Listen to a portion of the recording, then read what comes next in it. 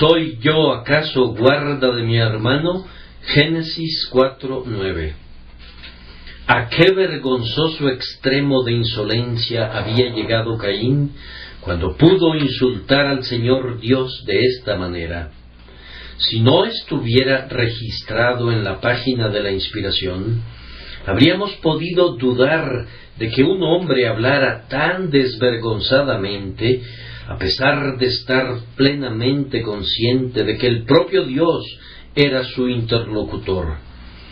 Los hombres blasfeman espantosamente, pero esto se debe usualmente a que olvidan a Dios e ignoran su presencia. Pero Caín estaba consciente de que Dios estaba hablándole. Le oyó preguntar: ¿dónde está Abel, tu hermano? Y, no obstante, se atrevió a replicarle a Dios con la más descarada impertinencia: no sé, ¿soy yo acaso guarda de mi hermano? Era tanto como decir: ¿piensas que tengo que guardarlo como él guarda de sus ovejas? ¿Acaso soy también un pastor como lo fue él, y habría de guardarlo como Abel guardaba de una oveja lisiada? La descarada insolencia de Caín es un indicativo del estado de su corazón que lo condujo al asesinato de su hermano, y era también una parte del resultado de haber cometido ese crimen atroz. Caín no habría procedido con ese cruel acto de derramamiento de sangre si no hubiera desechado primero el temor de Dios, ni hubiera estado dispuesto a desafiar a su Hacedor. Habiendo cometido el asesinato, la influencia endurecedora del pecado en la mente de Caín debe de haber sido muy intensa, y así, finalmente, fue capaz de expresar delante de Dios lo que sentía dentro de su corazón y de decir: ¿soy yo acaso guarda de mi hermano? Esto nos explica en gran manera lo que ha intrigado a algunas personas, es decir, la asombrosa calma con la que grandes criminales enfrentan el juicio de sus crímenes. Yo recuerdo haberme enterado de alguien que había cometido indudablemente un macabro asesinato, pero que se mostraba como un hombre inocente. Enfrentó a sus acusadores tan tranquila y serenamente, según se decía, como sólo lo haría un inocente. Recuerdo haber reflexionado, cuando me contaron eso, que un hombre inocente probablemente no habría estado sereno. La turbación mental ocasionada a un hombre inocente, cuando es objeto de una acusación de tal naturaleza, le habría impedido tener la entereza exhibida por aquel sujeto culpable. El hecho de que un hombre muestre un rostro de piedra cuando es acusado de un grave crimen, en lugar de ser una evidencia de inocencia, debería ser considerado por los hombres sabios como una evidencia en su contra. Es posible que quien ya ha sido tan insensible como para bañar su mano en sangre pudiera parecer desapasionado e impasible. Si estaba tan endurecido como para realizar aquel acto reprobable, no es probable que muestre más blandura cuando se le acusa de ese acto. Oh, queridos amigos, evitemos el pecado, aunque sólo fuera por el pernicioso efecto que tiene sobre nuestras mentes. Es un veneno para el corazón, embota a la conciencia, la droga, le provoca el sueño, intoxica el juicio y sume a todas las facultades, por así decirlo, en un estado de ebriedad a tal punto que nos hacemos capaces de una monstruosa insolencia y de una ciega impertinencia que nos vuelven lo bastante locos como para atrevernos a insultar a Dios en su cara.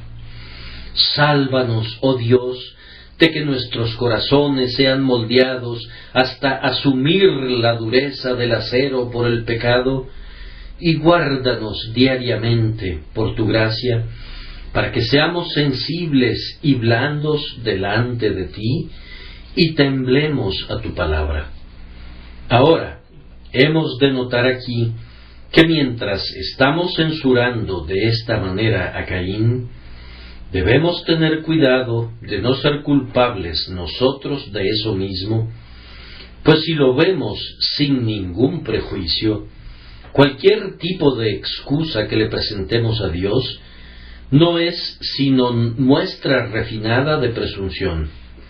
Cuando se nos acusa de cualquier forma de culpa, si comenzamos a negarla o atenuarla, somos culpables del pecado de Caín en cuanto a insolencia delante de Dios. Y cuando hay algún deber que deba cumplirse, si comenzamos a eludirlo o tratamos de hacer una apología para la desobediencia, ¿acaso no estaríamos olvidando en presencia de quién estamos? Dios me acusa de lo que he cometido, ¿y seré tan perverso como para intentar negarlo? Me ordena que cumpla con un deber, ¿y acaso comienzo a dudar, a cuestionar y a preguntarme, ¿lo haré o no lo haré? ¡Oh, qué descarada rebelión! La esencia de la traición acecha en cada indecisión de obedecer y mora en cada intento de atenuar nuestra falta una vez que hemos desobedecido. Catalogas a Caín como un monstruo porque se atrevió a confrontar a Dios. Sin embargo, Dios está presente en todas partes, y todo pecado es perpetrado mientras Él lo está mirando. Contra Él pecamos y en presencia suya hacemos el mal.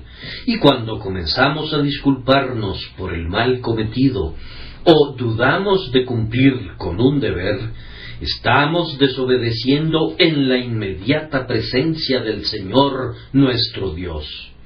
Puesto que, sin duda, hemos sido culpables de este modo, confesémoslo humildemente y pidámosle al Señor que nos dé una gran delicadeza de conciencia para que, de aquí en adelante, temamos al Señor y no nos atrevamos nunca a levantarnos para cuestionar lo que tenga que decirnos. Exactamente lo mismo, sin duda, yace en el fondo de las objeciones levantadas en contra de las verdades de la Biblia. Hay algunas personas que no acuden a la Escritura para quitarle lo que está allí, pero viendo lo que es claramente revelado, comienzan a cuestionarlo y a juzgarlo y formulan unas conclusiones de acuerdo a sus conceptos de lo que debió haber estado allí. Mas antes, oh hombre, ¿quién eres tú para que alterques con Dios? Si Él lo dice, así es. Créelo. ¿No puedes entenderlo? ¿Quién eres tú para que debas entenderlo? ¿Puedes encerrar al mar en el hueco de tu mano o apresar a los vientos en tu puño? Gusano del polvo, el infinito ha de estar siempre fuera de tu alcance.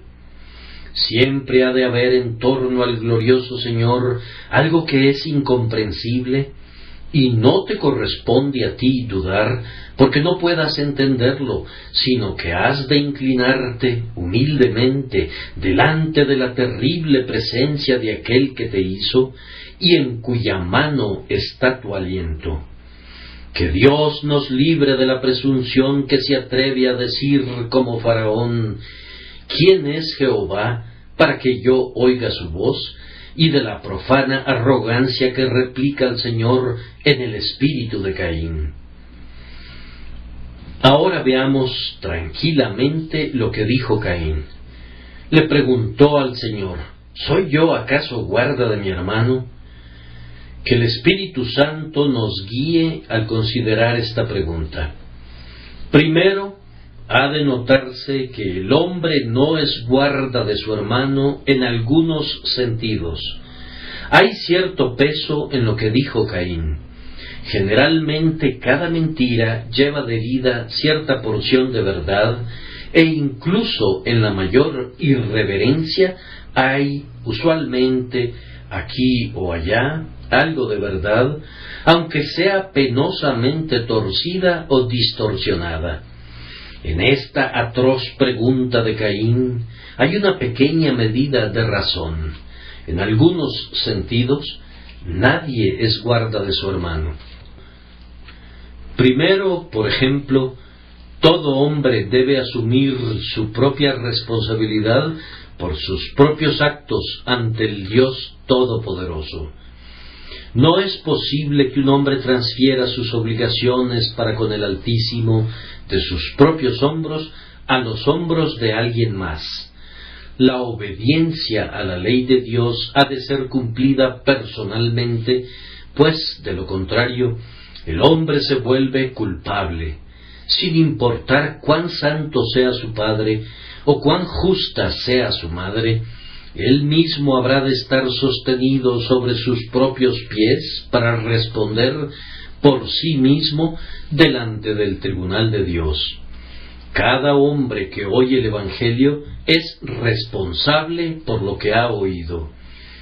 Nadie más puede creer el Evangelio por él, o arrepentirse por él, o nacer de nuevo por él, o volverse cristiano por él. Él debe arrepentirse personalmente del pecado, debe creer personalmente en Jesucristo, debe ser convertido personalmente y personalmente ha de vivir para el servicio y la gloria de Dios. Cada tonel ha de sostenerse sobre su propia base. Ha habido vanos intentos de transferir la responsabilidad a un cierto orden de hombres llamados sacerdotes o clérigos o ministros, según sea el caso. Pero eso no puede hacerse. Cada individuo debe, por sí mismo, buscar al Señor. Él mismo ha de poner su carga de pecado al pie de la cruz y él mismo debe aceptar para sí a un Salvador personal. No puedes hacer con los asuntos de tu alma lo mismo que haces con los asuntos de tu patrimonio, ni puedes emplear a un sacerdote de la misma manera que contratas a un agente para que te represente. Hay un sustituto y abogado que puede argumentar por nosotros, pero ningún patrocinador terrenal podría servir en cuanto al cielo. Dios exige el corazón, y con el corazón debe creer el hombre para justicia, y además debe hacerlo con su propio corazón, pues nadie puede tomar su lugar.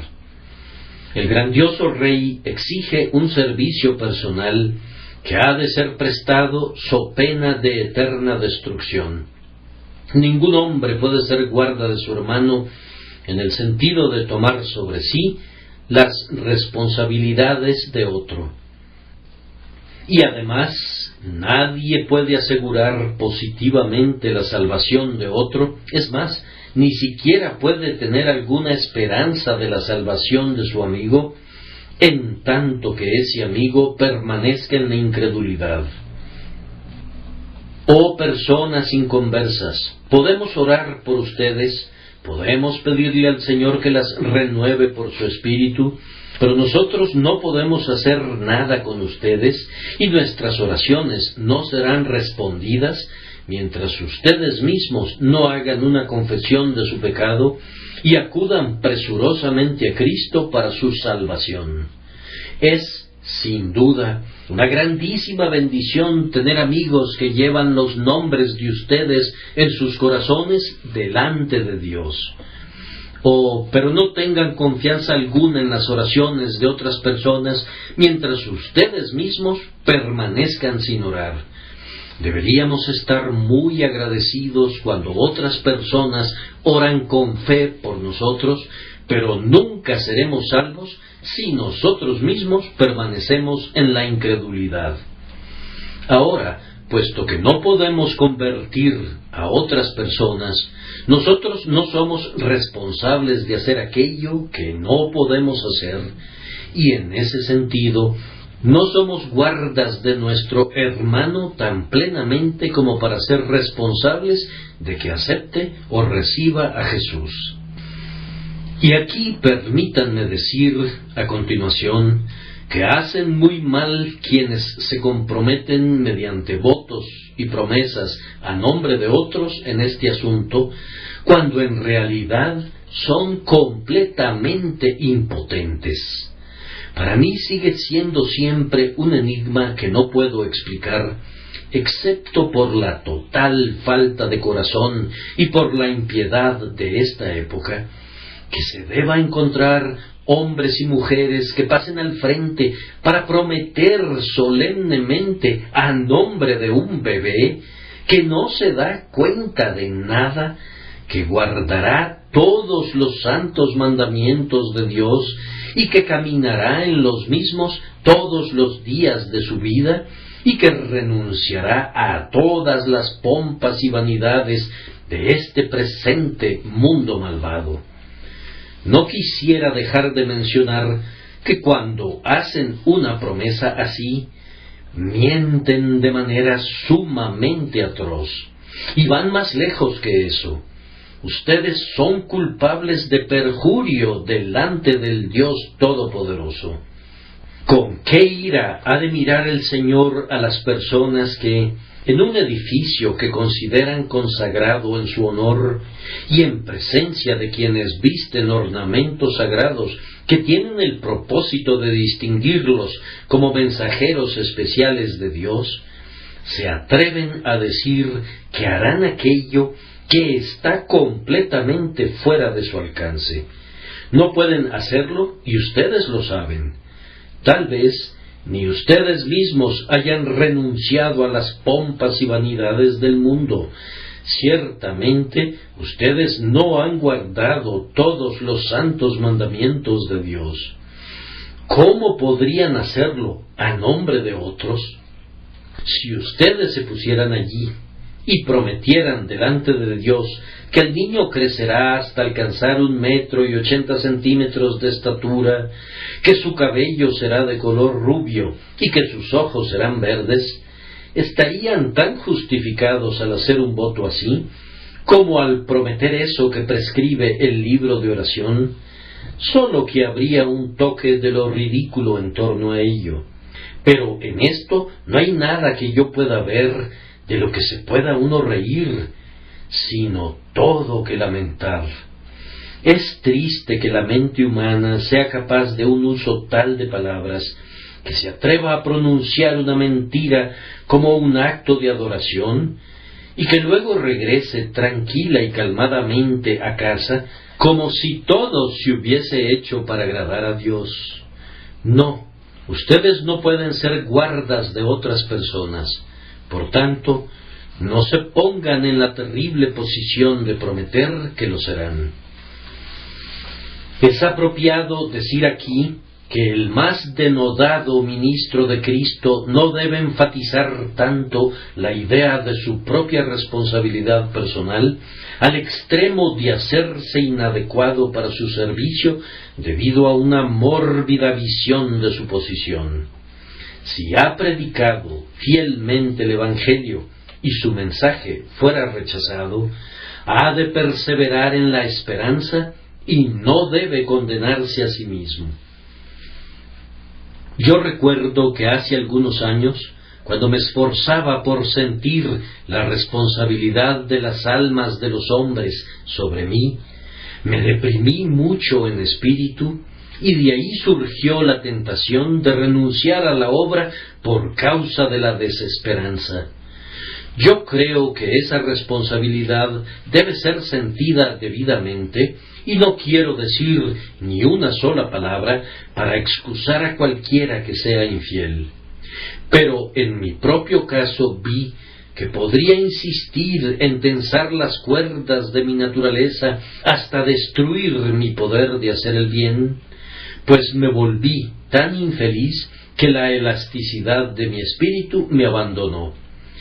Luego recordé que si hubiese presentado el Evangelio fielmente y con apremio ante ustedes, pero aún así lo rechazaran, yo no tendría nada más que hacer al respecto, excepto orar. Recordé que si supliqué denodadamente al Señor que enviase una bendición, y si tratara una y otra vez de suplicar y exhortar a sus propias conciencias para que se reconcilien con Dios, y aún así fallara, no sería considerado responsable por no hacer aquello que no podía hacer, es decir, convertir los corazones de piedra en corazones de carne, o resucitar a los pecadores muertos a una nueva vida. Nuestra responsabilidad es lo bastante onerosa para que la exageremos. No somos padrinos de los hombres, y si ellos rechazaran a nuestro Salvador, a quien predicamos fielmente, su sangre ha de recaer sobre sus propias cabezas. Nuestro Señor no siempre lloró por Jerusalén. Algunas veces se regocijó en espíritu. Ningún pensamiento ha de ocupar con exclusividad nuestras mentes, pues seríamos unos buenos para nada en la vida práctica. Nosotros no somos guardas de las almas de otros hombres en un sentido ilimitado. Hay un límite para nuestra responsabilidad, y es insensato permitir que una sensibilidad excesiva nos abrume hasta casi perder la razón. Sin embargo, hay un sentido en el que somos guardas de nuestro hermano, y de eso voy a hablarles ahora. Tengan presente mi advertencia para prevenir una mala interpretación, aunque no disminuirá la fuerza de lo que digo, sino que aumentará su peso, porque sentirán que he analizado el tema de una manera integral. Así que ahora, en segundo lugar, somos en un alto grado, cada uno de nosotros, guardas de nuestro hermano. Hemos de vernos bajo esa luz, y es un espíritu cainita el que nos impulsa a pensar de otra manera y a envolvernos en la insensibilidad y decir: no es asunto mío cómo les vaya a los demás. ¿Soy yo acaso guarda de mi hermano? Debemos mantenernos alejados de ese espíritu, pues, primero, los sentimientos comunes de humanidad deberían conducir a cada cristiano a sentir un interés por el alma de cada individuo inconverso. Yo digo común humanidad, pues usamos la palabra humanidad para significar benevolencia. Un hombre así, decimos, no tiene sentimientos humanos. Yo no estoy muy seguro de que el sentimiento humano sea siempre tan humano como las palabras parecieran implicar. La humanidad, por allá lejos, de cualquier manera, en Rusia y en Turquía, no pareciera ser una flor digna de cultivarse, pero deberíamos orar para ser liberados de tal humanidad. La bestia más terrible en aquellas regiones pareciera ser un hombre. La humanidad en Bulgaria, que Dios nos libre de tal humanidad. Sin embargo, yo todavía confío que la expresión entre nosotros es usada en el sentido de que la común humanidad nos conduzca a desear la salvación de otros. Estoy seguro, mis queridos amigos, de que si vieran que un hombre perece por falta de pan, ustedes desearían compartir su mendrugo de pan con él. ¿Acaso permitirían que las almas perecieran por falta del pan de vida sin apiadarse de ellas ni ayudarlas? Si viéramos a un pobre infeliz temblando en el frío del invierno, deberíamos estar dispuestos a dividir nuestros vestidos para vestirlo a él. ¿Acaso veremos a los pecadores carentes del manto de justicia y no estaremos ansiosos de hablarles de aquel que puede vestirlos con un hermoso lino blanco? Cuando una persona se encuentra en peligro debido a un accidente, corremos a donde sea y hacemos lo que se requiera por si pudiéramos rescatarlo de cualquier modo. Y, sin embargo, esta vida terrenal es trivial comparada con la vida eterna, y que permanezcamos siendo indiferentes cuando los hombres están pereciendo, indiferentes a los terribles dolores que les sobrevienen a los pecadores impenitentes a lo largo de toda la eternidad, sería actuar como si toda la compasión fraternal hubiere abandonado nuestro pecho. Cristianos, yo los exhorto, incluso sobre la base de un motivo tan bajo como este, debido a que son humanos y todos los hombres son sus hermanos, nacidos del mismo linaje y morando bajo el mismo techo abovedado del mismo Padre eterno, a que se preocupen por las almas de los demás y sean, cada uno de ustedes, el guarda de su hermano. Un segundo argumento es extraído del hecho que todos nosotros, especialmente los que somos cristianos, tenemos el poder de hacer el bien a otros. No todos tenemos la misma habilidad, pues no todos tenemos los mismos dones o la misma posición, pero igual que la joven sirvienta que servía a la esposa de Naamán, tuvo la oportunidad de comentar acerca del profeta que podría sanar a su señor, así no hay ni un solo cristiano joven aquí presente que no tenga algún poder para hacer el bien a otros. Los hijos convertidos pueden balbucear el nombre de Jesús a sus padres y bendecirlos. Todos nosotros tenemos alguna capacidad para hacer el bien. Ahora, tomen como un axioma que el poder para hacer el bien involucra el deber de hacer el bien. Donde quiera que estén colocados, si pudieran bendecir a alguien, están obligados a hacerlo. Tener poder y no usarlo es un pecado. Al detener tu mano y no hacer aquello que eres capaz de hacer para el bien de tus semejantes, has quebrantado la ley del amor. No necesitas un llamamiento especial para hablarle a un pecador acerca de Jesús. No necesitas un llamamiento especial para acercarte a un niñito y hablarle del amor del Salvador. No necesitas ninguna revelación por medio de ángeles del cielo que te diga que lo que te ha beneficiado a ti mismo beneficiará a tus semejantes. Todo tu conocimiento, toda tu experiencia, todo lo que posees que la gracia te ha dado, exige un retorno en la forma del servicio prestado a los demás.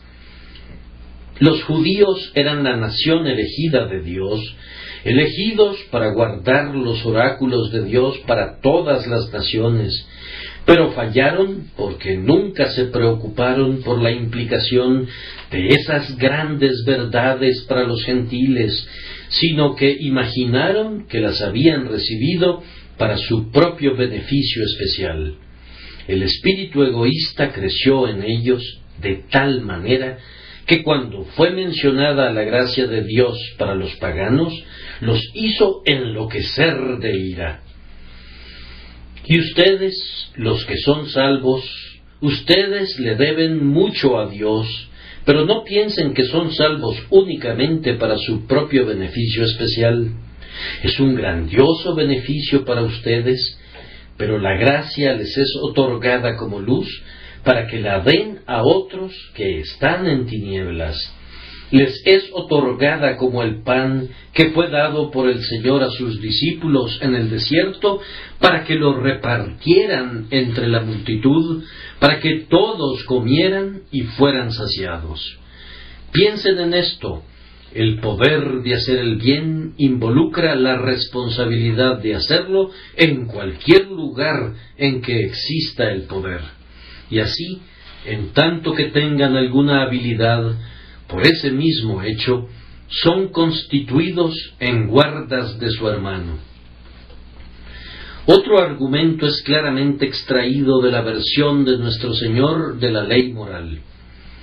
¿Cuál es el segundo y gran mandamiento de acuerdo a él? Amarás a tu prójimo como a ti mismo. Ahora, así como nos hemos amado a nosotros mismos, también que a través de la gracia de Dios hemos buscado y encontrado el perdón de nuestro pecado, ¿no deberíamos amar a nuestro prójimo de igual manera como para desear que conozca su pecado y busque también el arrepentimiento? Fue lo correcto que aseguráramos nuestros más elevados intereses haciendo la vida eterna. Pero si hemos de amar a nuestro prójimo como a nosotros mismos, ¿podríamos darnos algún descanso mientras las multitudes siguen despreciando a Cristo y rechazando la salvación? No, hermanos, no hemos alcanzado la norma todavía, pero en la proporción en que comencemos a amar a nuestro prójimo como a nosotros mismos, sentiremos ciertamente que Dios nos ha hecho, en una medida, ser guardas de nuestro hermano. Pero además, sin ver a las almas de otros hombres, no podemos guardar el primero de los dos grandes mandamientos en los que nuestro Señor ha resumido la ley moral. Dice así: amarás al Señor tu Dios con todo tu corazón, y con toda tu alma, y con toda tu mente, y con todas tus fuerzas. Pero es imposible que hagamos eso a menos que tengamos amor por el alma de nuestro hermano, pues muy bien pregunta el apóstol, pues el que no ama a su hermano, a quien ha visto, ¿cómo puede amar a Dios a quien no ha visto? Es muy fácil ponerse de pie y cantar acerca de tu amor a Dios y dejar que la colecta misionera pase de largo mientras tus ojos están contemplando el cielo. Pero si no te preocupas por las almas de los paganos, ¿cómo es que te importa Dios? Es muy bonito estar enamorado de Cristo y tener una dulce experiencia, o pensar que la tienes, y sin embargo, muchos pobres infelices están muriendo en Londres sin el conocimiento del Salvador, y tú puedes dejarlos morir y que se hundan en el infierno sin sentir ninguna emoción. Que Dios nos salve de una piedad así. Es algo muy bonito para mirarse, como la decoración color de oro sobre el pan de jengibre de las antiguas ferias, pero no hay nada de oro en ello. Una religión sin amor no sirve para nada. Aquel que no ama lo suficiente a su semejante como para desear su salvación, ni la tenga por meta con todo su poder, no aporta ninguna prueba de que ama a Dios en absoluto. Piensen en estas cosas y sopesen mis argumentos con objetividad. Algo más, la razón más poderosa para el cristiano tal vez sea que todo el ejemplo de Jesucristo, a quien llamamos Maestro y Señor, apunta en la dirección de que somos el guarda de nuestro hermano. Pues, ¿qué fue la vida de Jesús sino una completa abnegación? ¿Qué se dijo de él a la hora de su muerte, sino que a otros salvó, a sí mismo no se puede salvar? El simple hecho de que haya un Cristo significa que hubo alguien que se preocupó por los demás, y que nuestro Señor se hizo hombre, significa que amó a sus enemigos y vino aquí para rescatar a aquellos que se rebelaron en contra de su autoridad. Si somos egoístas, si convertimos nuestra propia ida al cielo en el único objetivo en la vida, no somos cristianos. Podríamos llamar a quien queramos Señor, pero no estaríamos siguiendo a Jesucristo. ¿Derramas unas lágrimas? Pero ¿lloras acaso por Jerusalén? Las lágrimas por ustedes mismos son algo muy pobre si no hay nunca lágrimas derramadas por los demás. Tú oras y agonizas, pero tu dolor es alguna vez causado por soportar la carga de las almas de otras personas. De otra manera, eres tú semejante a aquel con cuyo nombre Getsemaní ha de estar vinculado siempre en nuestra memoria. Oh, aunque entregáramos nuestros cuerpos para ser quemados, pero no tuviéramos amor por la humanidad, de nada nos serviría. Podríamos adelantar un buen trecho del camino y aparentemente llegar hasta el propio fin del camino en las cosas externas de la religión, pero si el corazón no arde nunca con un deseo de beneficiar a la humanidad, seríamos extraños todavía para la mancomunidad de la cual Jesús es la grandiosa cabeza. Estoy seguro de que es así. No estoy hablando según mi propia mente, sino según la mente de Cristo. Si Él estuviese aquí, ¿qué diría a cualquiera que se llamara a sí mismo su discípulo, pero que nunca levantara su mano o moviera su lengua para arrebatar al tizón de las llamas o para salvar al pecador del error de sus caminos? Debe ser así, entonces. Hemos de ser los guardas de nuestros hermanos. A continuación, consideremos que somos ordenados ciertamente para el oficio de guarda del hermano, porque hemos de rendir cuentas al respecto. Caín fue llamado a rendir cuentas. ¿Dónde está Abel, tu hermano?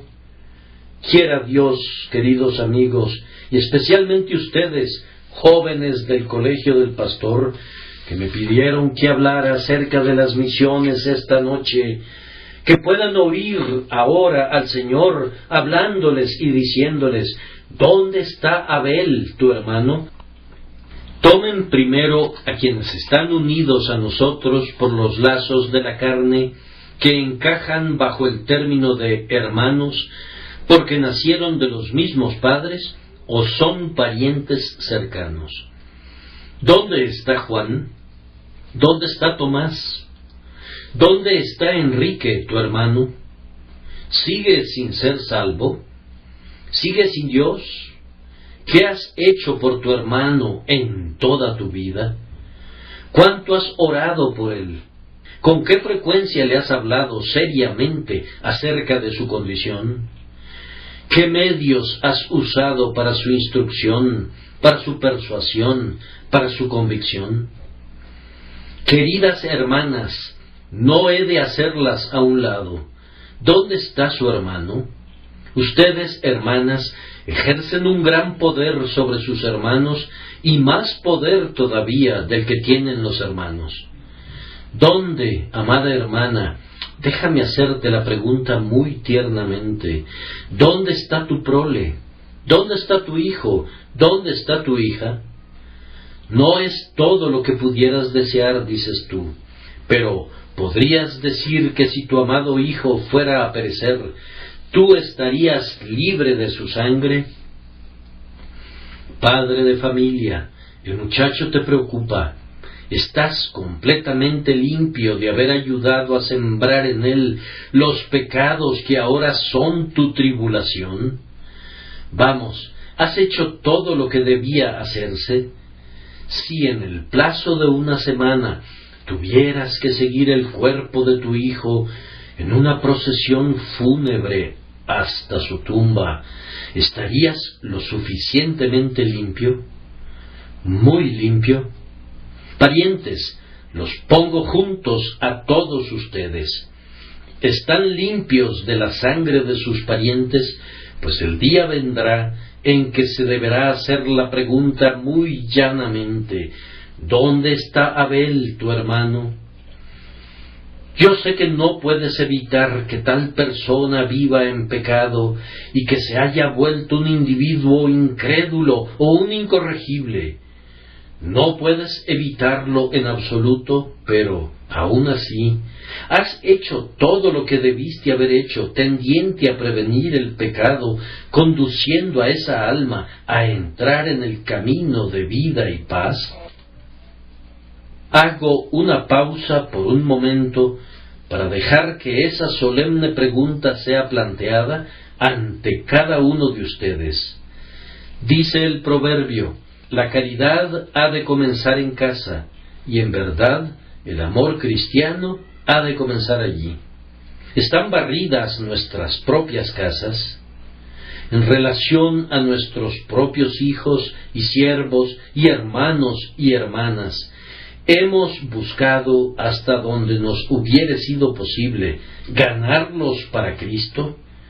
Por mi parte, yo desprecio a aquel espíritu que aparta de sus hijos a una madre cristiana y que la lleva a hacer el bien en otra parte, excepto en su hogar. Me da miedo el celo de aquellos que pueden dedicarse a muchos servicios, pero cuyos hogares están descuidados.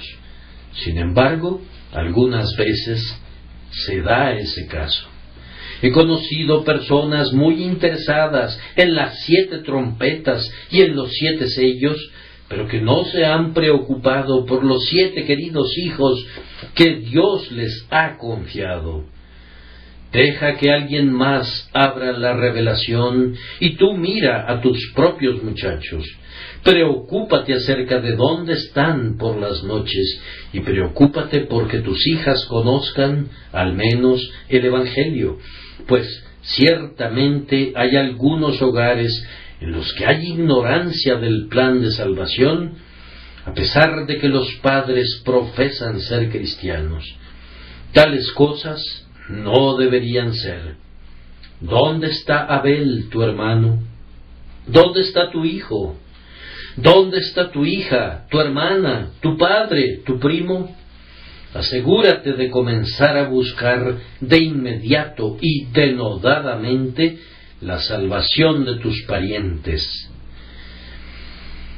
Pero, amados, no debemos acabar allí, porque la hermandad se extiende a todos los rangos, razas y condiciones, y de conformidad a la habilidad de cada quien, será considerado responsable por las almas de otros a los que nunca vio. ¿Dónde está Abel, tu hermano? Por allá, en una callejuela escondida de Londres, está entrando justamente a la cantina. Ya está medio ebrio. ¿Has hecho algo, amigo, tendiente a recobrar a ese borracho? ¿Dónde está tu hermana? Tu hermana, la que frecuenta las calles a la medianoche. Te haces para atrás y dices: ella no es hermana mía. Sí, pero Dios puede requerir de tus manos su sangre si la dejas que perezca de esa manera. ¿Has hecho algo para recobrarla? Ella tiene un corazón blando, a pesar de su pecado. Hay muchas mujeres cristianas y muchos hombres cristianos que si atraviesan en el camino de tales individuos ruines, se retraerán con una nota de fariseísmo, sacudirán el polvo de sus pies y sentirán como si fueran contaminados por su simple presencia. Sin embargo, los cristianos deberíamos amar a los que yerran y a los pecadores, y si no lo hacemos, seremos llamados a rendir cuentas por ello. Si tenemos una oportunidad de hacer el bien, incluso a los más viles, y no la aprovecháramos, no estaremos sin culpa. Algunos de ustedes que se enriquecen en Londres, luego se mudan para vivir directamente en los suburbios, y yo no podría culparlos. ¿Por qué no habrían de hacerlo? Pero si dejan el corazón de Londres, donde está la gente trabajadora, desposeída de los medios de gracia, si están contentos de oír ustedes mismos el Evangelio y retiran su riqueza de las iglesias que están batallando en medio de los pobres, Dios les dirá algún día: ¿dónde está Abel, tu hermano? Comerciante citadino, ¿Dónde están los pobres que te permitieron ganar tu riqueza? ¿Dónde están aquellos que después de todo fueron el hueso y el músculo que te hicieron rico, de los que huiste como si hubiesen sido heridos por la plaga y a quienes dejaste morir en completa ignorancia? Oh, pongan mucho cuidado, ustedes, ricos, ustedes, personas en posiciones respetables, para que la sangre de los pobres de Londres no sea demandada de sus almas en el gran día de la rendición de cuentas. Ay, pero Londres no está en todas partes, ni tampoco esta islita de Inglaterra lo es todo.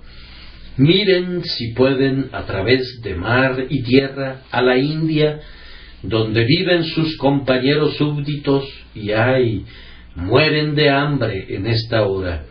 El día vendrá cuando Dios les dirá a los cristianos ingleses: ¿dónde está el hindú, tu hermano?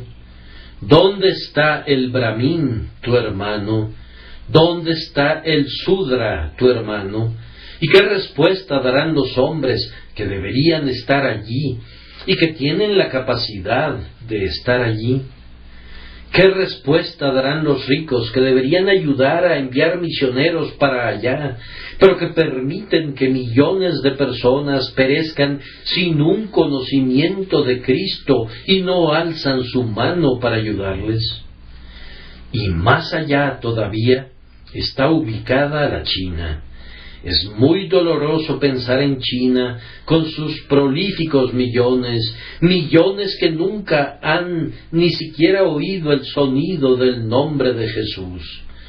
Su destino lo dejamos con Dios, pero aún así sabemos que ser ignorante de Dios y de su Cristo es algo terrible, y todo hombre que posea la luz, a menos que su deber esté en casa, debería ceñir sus lomos y decir en el nombre de Dios: no voy a tolerar que la sangre de India bañe mis vestidos ensangrentados, ni que la sangre de China derrame una maldición sobre mi cabeza.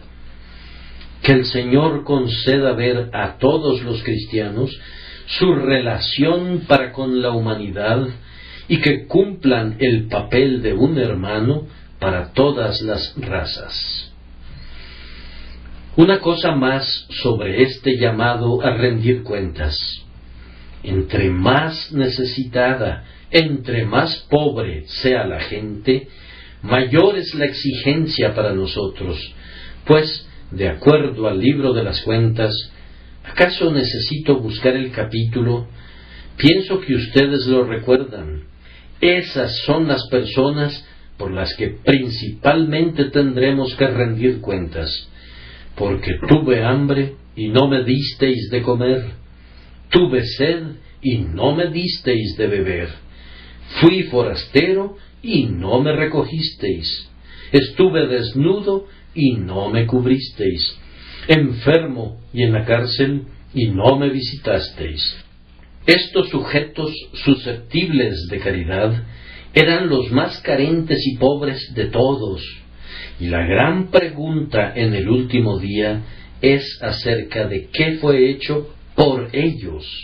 Entonces, si hubiere una nación más ignorante que otra, nuestro llamado es hacia allá. Y si hubiera personas más hundidas y degradadas que otras, es en lo concerniente a ellas que tendremos que rendir cuentas especiales. Ahora concluyo este segundo encabezado tocante a que somos realmente guardas de nuestro hermano, diciendo esto: que hay algunos de nosotros que somos guardas de nuestro hermano de manera voluntaria, pero aún así de manera muy solemne por el oficio que desempeñamos. Nosotros somos ministros, oh hermanos ministros, nosotros somos guardas de nuestro hermano. Si el atalaya no les avisara, perecerán. Esta es una terrible sentencia para mí. Perecerán. La siguiente no es tan terrible algunas veces para mi corazón, pero es muy temible. Demandaré su sangre de mano del atalaya. No pueden entrar al ministerio cristiano sin estar donde necesitarán la gracia todopoderosa para quedar libres de la sangre de las almas. Sí, y ustedes, maestros de la escuela dominical, cuando asumen la responsabilidad de enseñar a ese grupo de niños, entran en la más solemne de las responsabilidades. Podría agregar que todos ustedes que nombran el nombre de Jesús, por ese simple hecho, tienen su medida de responsabilidad, pues Cristo ha dicho, no únicamente de los ministros ni de los maestros de la escuela dominical, sino de todos, vosotros sois la luz del mundo. Si no proyectan ninguna luz, ¿qué se dirá de ustedes? Vosotros sois la sal de la tierra, y si no hay sabor en ustedes, ¿qué futuro les espera sino ser echados fuera y hollados por los hombres? Mi tiempo se está acabando. Necesitaría mucho más tiempo, pero si dejo con ustedes estos pensamientos, me daré por satisfecho. Sin embargo, he de ocupar un poco más de espacio mientras hablo sobre el tercer encabezado, es decir, que sería una gran presunción de nuestra parte si, de esta noche en adelante, eludiéramos la responsabilidad de ser los guardas de nuestro hermano. Lo voy a poner brevemente bajo una intensa luz. Si rehusáramos cumplir lo que se nos ordena, sería negar el derecho de Dios para legislar y para exigirnos que obedezcamos la ley. Dios ha organizado la sociedad de tal manera que todo hombre que recibe la luz está obligado a proyectarla, y si declinaran ese bendito servicio, prácticamente le negarían a Dios el derecho de exigir tal servicio de ustedes. Estarían juzgando a su juez y pretendiendo gobernar a su Dios. Eso sería un acto de alta traición. Adviertan, además, que estarían negando todo argumento en favor de ustedes para recibir la misericordia divina, porque si no quieren otorgar misericordia a otros, y si rehúsan por completo su responsabilidad ante los demás, se colocarían en la posición de decir, no necesito nada de nadie, y por consiguiente, no necesitan nada de Dios. En la medida en que muestren misericordia, en esa medida la tendrán. La pregunta no es, ¿qué será del pagano si ustedes no le enseñan? La pregunta es, ¿qué será de ustedes si no lo hicieran? Si permiten que mueran los pecadores, ¿qué será de ustedes? Allí está el punto. Se ponen fuera del alcance de la misericordia, puesto que ustedes mismos rehúsan concederla. Cuando doblan su rodilla en oración, se maldicen a sí mismos, pues le piden a Dios que perdone sus deudas, así como ustedes perdonan a sus deudores, y así, de hecho, le piden a Dios que trate con ustedes, según están ustedes tratando con otros. ¿Qué misericordia, entonces, podrían esperar? Ciertamente vemos esto también al respecto, que su acto es algo así como echarle la culpa a Dios por su propio pecado, si dejan que los hombres perezcan. Cuando Caín preguntó, ¿soy yo acaso guarda de mi hermano?, quería decir, probablemente, tú eres el preservador de los hombres. ¿Por qué no preservaste a Abel? Yo no soy su guarda. Algunos ponen sobre la soberanía de Dios el peso que descansa sobre su propia indolencia. Si un alma perece sin que se le hubiera enseñado el Evangelio, ¿no podrías echar el peso de ese hecho sobre la soberanía divina hasta que la Iglesia cristiana hubiera hecho todo lo que podía para dar a conocer el Evangelio?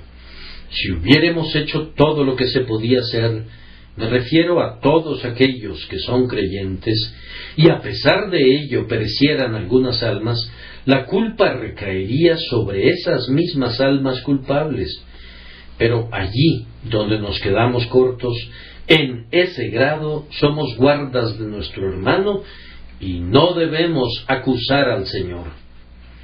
Y además, me parece que hay una completa ignorancia de todo el plan de salvación en aquel hombre que diga: no voy a asumir ninguna responsabilidad acerca de los demás, porque todo el plan de salvación está basado en la sustitución, en el cuidado de otro por nosotros, en el sacrificio de otro por nosotros, y el pleno espíritu de ello es la abnegación y el amor por los demás. Si tú dijeras: no he de amar, bien, todo el sistema es integral y estarías renunciando a todo. Si no quieres amar, no podrás recibir la bendición del amor. Si no quieres amar, no puedes ser salvado por amor. Y si supones que la fe cristiana te permite ser egoísta y desamorado, y que, sin embargo, te lleva al cielo, cometes un error. No hay una religión así propagada por la palabra de Dios, pues la religión de Jesús enseña que, puesto que Cristo nos ha amado tanto, nosotros hemos de amarnos los unos a los otros y amar a los impíos al punto de esforzarnos para conducirlos a los pies del Salvador. Que Dios nos conceda que estas palabras tengan un efecto saludable, porque el Espíritu de Dios las aplica a sus almas. Por último, podría resultar que si no somos guardas de nuestro hermano, terminemos siendo asesinos de nuestro hermano. Les pido amablemente que consideren sus pecados antes de la conversión. Quien no hubiere cometido pecados antes de su conversión que hayan lesionado a otros, sería un hombre sumamente feliz. Y hay algunas personas cuyas vidas antes de volverse a Cristo se vieron espantosamente mezcladas con la carrera de otros a quienes han dejado en hiel de amargura para perecer. He visto lágrimas amargas derramadas por hombres que han llevado vidas descarriadas al recordar a otros con quienes han pecado. Yo he sido perdonado, yo soy salvo, me dijo uno de ellos una vez. Pero, ¿qué hay de esa pobre muchacha? ¡Ay! Un hombre ha sido un infiel y ha guiado a otros a la infidelidad, y él mismo ha sido salvado, pero no puede rescatar a aquellos para quienes sirvió de instructor en el ateísmo. Antes de la conversión, tal vez hayas cometido muchos asesinatos de almas. ¿Acaso no debería estimularte eso a buscar ahora, de ser posible, en la medida de tus posibilidades, llevar a Cristo a quienes una vez apartaste de Él, y enseñar la palabra viviente, puesto que una vez enseñaste la palabra letal que arruinaba las almas? Debería brotar de todo esto una abundante reflexión solemne. Oren pidiendo que el poder del Espíritu Santo obre por medio de ustedes para salvación de quienes, por su perniciosa influencia, fueron orientados al abismo. Pero ¿qué se dirá de nuestra conducta desde que hemos sido convertidos? ¿No habremos ayudado a asesinar almas desde entonces? Les diré que un cristiano de corazón frío hace que los mundanos piensen que el cristianismo es una mentira. Cristianos inconsistentes, y los hay, es un infortunio, es una calamidad que los haya. Gente irascible, ambiciosa, personas intratables, burlonas, gruñonas, que esperamos que formen parte del pueblo del Señor. ¿Qué diremos de esas personas? Cuán poco se parecen a su maestro. Son propagadores de la muerte. Yo en verdad creo que nadie es más dañino que un profesante que a duras penas es un cristiano, o casi un cristiano, y continuamente muestra al mundo su lado malo mientras se jacta de su piedad. ese individuo hastía al mundo con el nombre de Jesús. Hace que al mundo le repugne el nombre de Jesús. Quizás algunos de ustedes se hayan rebelado desde su conversión y han cometido actos que han hecho que el enemigo blasfeme el nombre de Cristo. Los exhorto, por el amor de Dios, a que se arrepientan de esa iniquidad. Miren lo que han hecho. Miren cómo han hecho que otros se descarríen. Revisen eso de inmediato. Ustedes saben que cuando David pecó con Betsabé, se arrepintió y fue perdonado, pero nunca pudo hacer que el pobre Urías, que fue asesinado, reviviera. Urías estaba muerto. Tú pudiste haberte descarriado y dañado a un alma eternamente, pero no puedes revertir ese hecho. Aún así, si no puedes revivir al asesinado, puedes lamentarte por el crimen. Despierten, levántense, ustedes, cristianos indolentes, y pídanle al Espíritu Santo que les ayude a ser el guarda de su hermano de ahora en adelante, hasta donde su poder se los permita. ¿Y no piensan que podríamos haber sido seriamente dañinos para otros al negarles el Evangelio? Si quisieras asesinar a un hombre, no necesitarías apuñalarle, mátalo de hambre.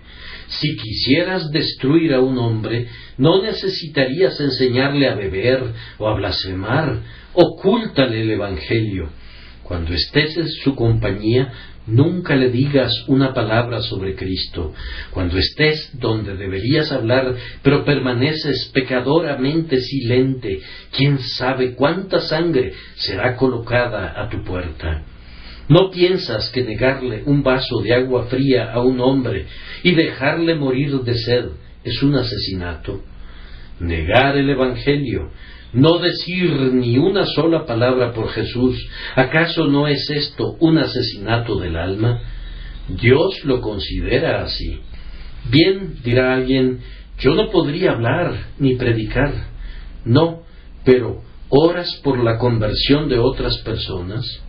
Algunas personas tienen también algún dinero confiado a ellas. No pueden ir a India o China, según he estado comentando, pero muchos otros hombres están listos para ir y deberían ayudarles enviándolos allá. Cuento con hombres en el colegio del pastor listos para ir, pero no tengo ningún poder para enviarlos.